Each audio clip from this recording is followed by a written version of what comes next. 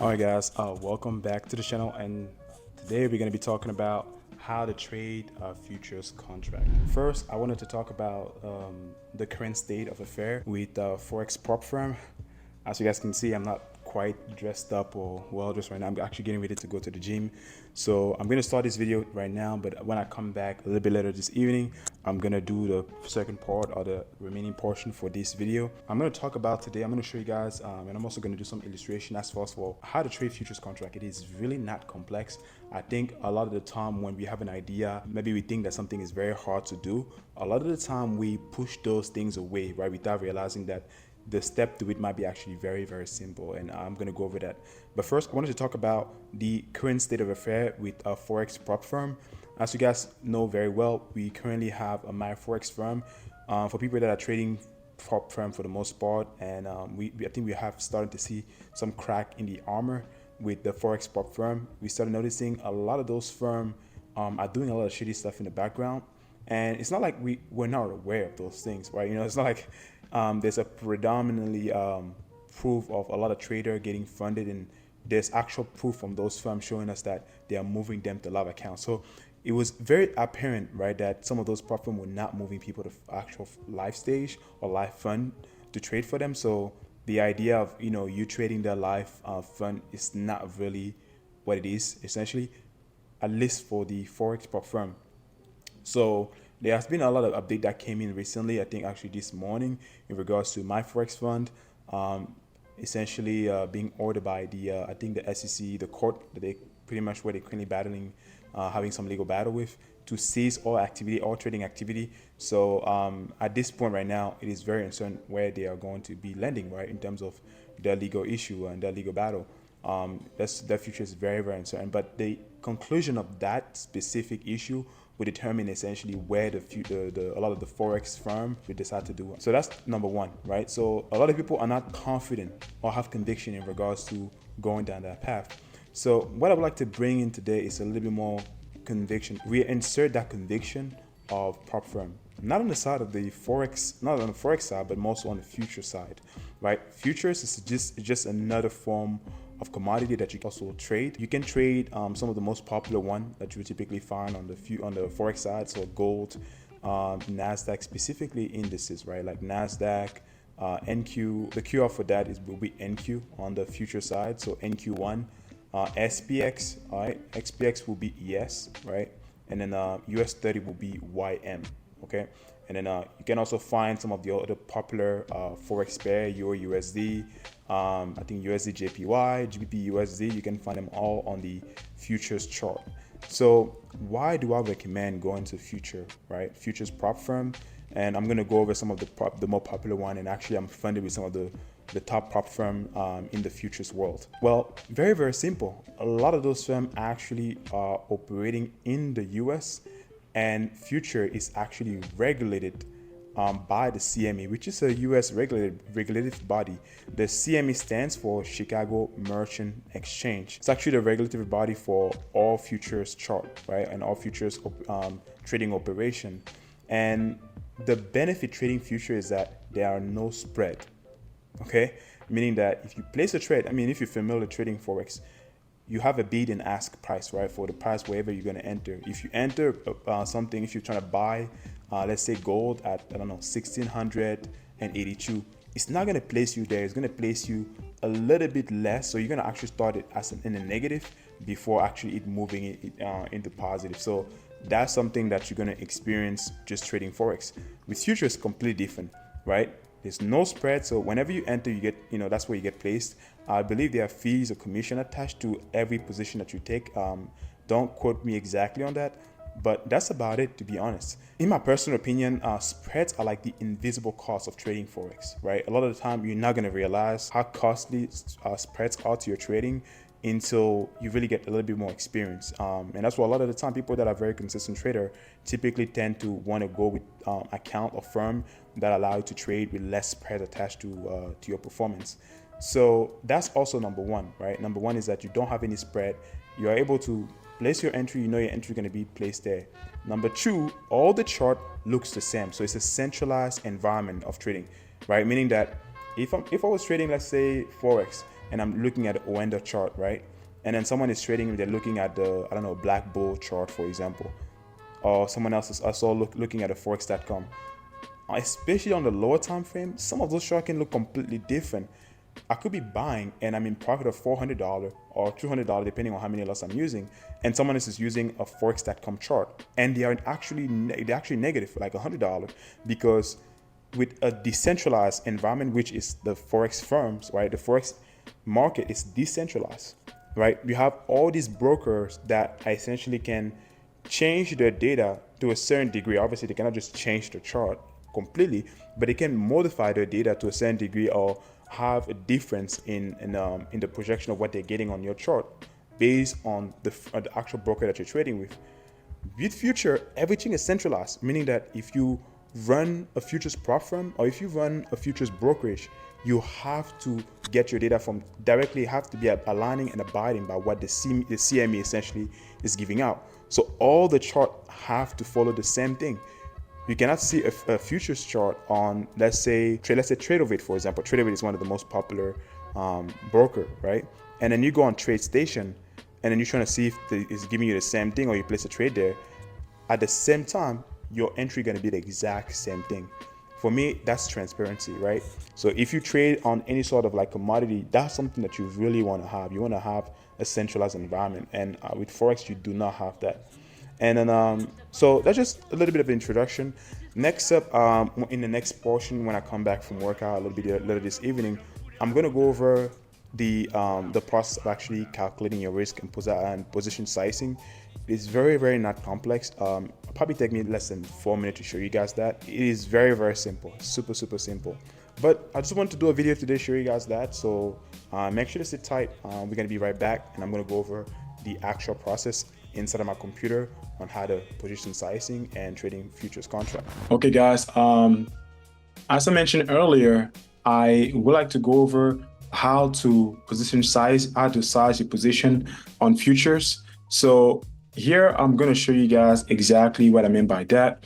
What I have right now is a paper account, as you guys can see right here. I'm actually going to log out. So I'm going to show you guys how to do this. So if you come to TradingView, for those of you if you're not very familiar with TradingView, I'm going to just try to hide everything that I have on here first, or maybe remove everything here so my chart looks a bit more cleaner.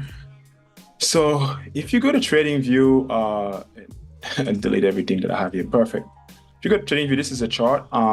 So if you're on TradingView, you're going to need a few things, right? So you're going to need data. So if you go on TradingView, you're going to need to have the proper membership in order for you guys to have up-to-date price action data.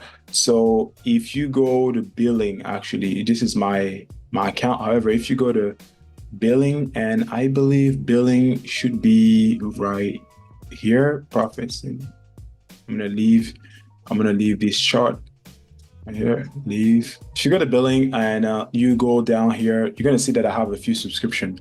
So you guys are gonna need to subscribe to this, right? You're gonna need to subscribe to the CME, CBOT, all these, right? As you guys can see right here, this is going to be the subscription that you guys are going to need in order for you guys to have access to the NASDAQ, ES, S&P 500. Some of the other pair that's essentially traded on the futures exchange chart, essentially. You're ideally going to need also a premium membership just to be able to have all the price action down to the 1 minute for the last few months or last few months. Sometimes it goes up to a year, I think, if I'm not mistaken, for some of the subscription.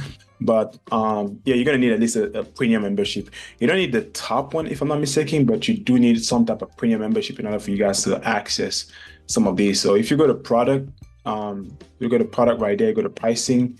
You guys can see the different price that we have here. You guys can access this, but like I said, I highly recommend premium. It's $29 per month. If you get this one, I think you should still be fine, but I really highly recommend this. So once you get this, you're gonna have to pay an additional $5 for the CME subscription, which essentially is the data that you guys are gonna be able to use to trade, and they give you up-to-date data essentially as well. So I just want to make sure I point that out. All right, guys, we're back on the chart. This is the NQ chart. So I'm going to show you guys how to set up a free account, right? So if you go to first I'm going to click off this. So if you go to the bottom section of your trading view right here, as you guys can see, you guys are going to see trading panel, right? So you're going to click on trading panel, and you guys are going to come to paper trading right here. And then you're going to connect, and automatically it's just going to give you a demo account. As you guys can see, I already have a demo account. So that's super simple on how to create a demo account on TradingView for futures trading. Always make sure that you guys are on NQ1 exclamation point right here. This is going to be the symbol for futures. Once you guys have the subscription ship and the membership that I pointed out earlier. So you need to get the membership and the subscription, right? You need to get the CME, which is an add-on essentially. The CME subscription is an add-on, right? So once you pay the $29 or the $14 subscription, you need to pay an additional $5. Once you have all those two combined, you should be able to have up-to-date data. Now, you don't need that second subscription in order for you guys to see everything that's on here. But if you guys want to trade the most updated data from the futures market, you're going to need that second subscription, that add-on essentially. So once that's set up, this is simple. You come here, you create your paper trading account. And once you create your paper trading account right here, I want you guys to see right here, you see the trade button. This is so simple. Even if you never traded, but if you're familiar with trading in general, you click on this trade button. This is currently the price action that we have right here on futures, right? You click trade right here. And as you guys can see, it's going to give me this right here. Let's say if I want to buy, right? If I want to buy, you can use the DOM or you can use the order. I like the order. If you're going to buy, let's say I have a stop loss, take profit.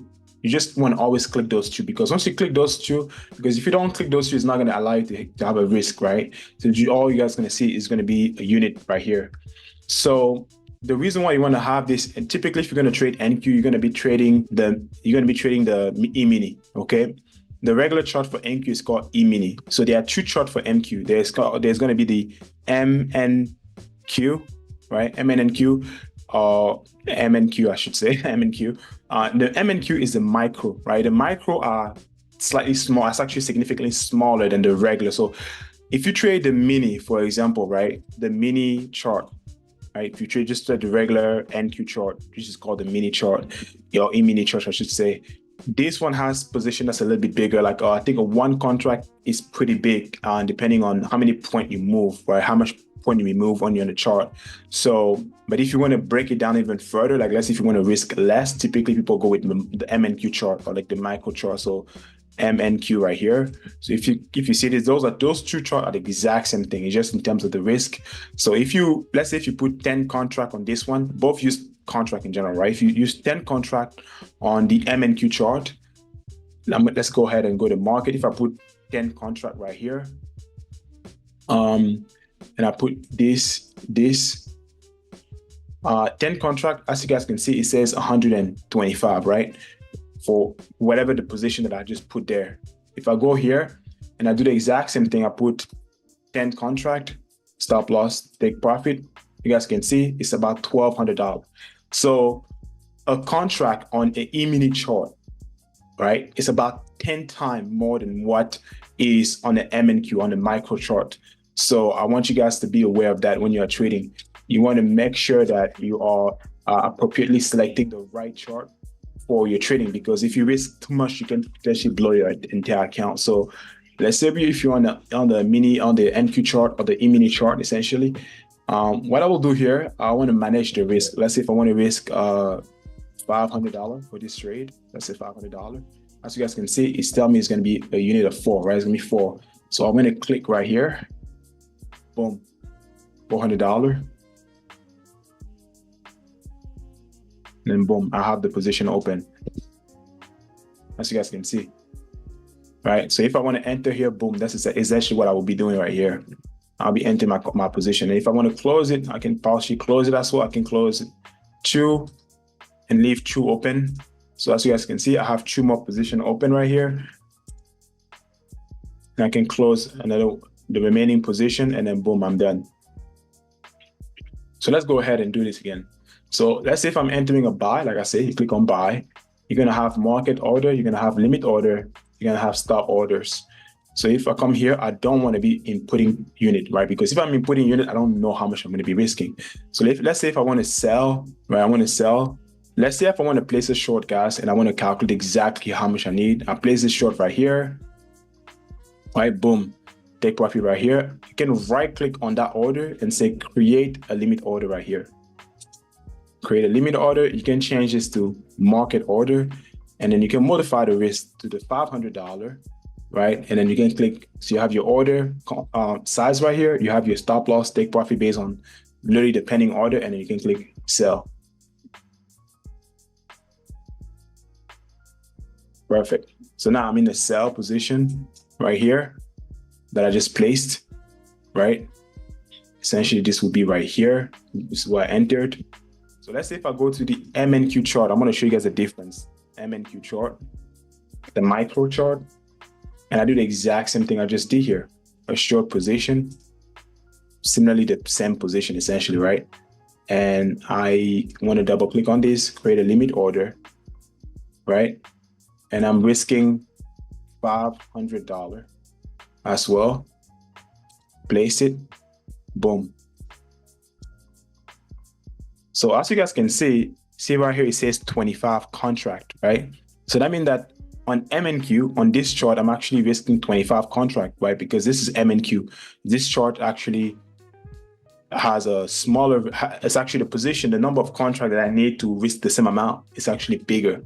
So if you ever have typically it's like a smaller account, let's say if you have a $500 account or $1,000 account, let's say a live account in the futures chart, futures broker, you're typically gonna need to use MNQ because typically the NQ chart or the E-mini chart or the regular chart, that contract is gonna be too big for you to be able to manage that, essentially, to properly manage your risk. So you want to be on a chart that allows you to pick the chart that's best for you, essentially. So that's essentially how you manage your risk or how you enter your trade. And as you guys can see, this trade right here is going against me, but it's an example to show you guys how easy it is to like place a trade and calculate your risk. It's already built inside of TradingView. So if you decide to go with a prop firm, a specific prop firm, you want to be able to make sure that you are, you just make sure that they allow you to use TradingView for your trading. Otherwise, it might be a bit tough, if they don't allow you to have TradingView, because TradingView just makes everything easier for you. So FYI. Also, I'm currently funded, like I said earlier in my prior video, with Top Step, Apex funding, and I'm currently working with other firms as well trying to get more funding. But I have a few links I can link below in this video, so you guys can go check them out. So yeah, if you guys have any questions, make sure to let me know in the comment section. It's really not complex on how to trade on futures firm if you have TradingView. I think that makes it super easy. Now, if you do not have TradingView, it can get a little bit tough on how to trade future. For me personally, this is what I utilize. It's seamless, super easy for me to manage my risk and essentially know exactly what I'm doing. However, if you are trading on a different platform, they have other platforms as well that you can trade on, like TradeOvate, I think Ninja Trader. There's a bunch of other ones out there.